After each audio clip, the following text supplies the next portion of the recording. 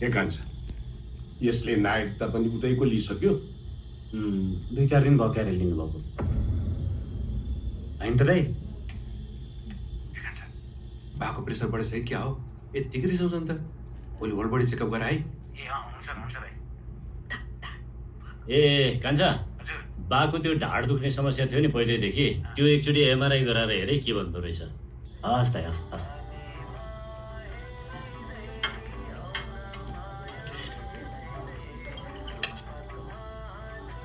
तरकारी यता देऊ त।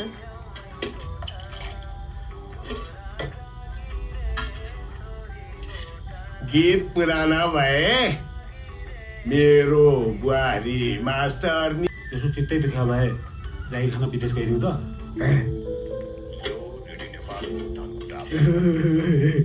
तँलाई पनि 12 जे भन्दा पिर पर्छ त्यही भन्नुपर्छ है।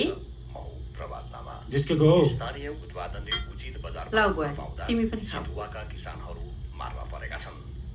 यहाँ उत्पादित बन्दाकोपीले 2 रुपियाँ समेत प्रति किलो भाउ नपाउँदा बारीमै कुहिन थालेको छ।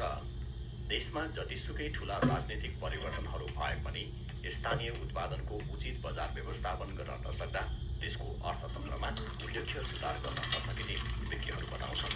स्थानीय कृषक दिवसका अनुसार कृषकहरूले समयमा नै बिउ बिजन एवं मलखाद नपाउँदा समस्यामा पर्ने गरेका छन्।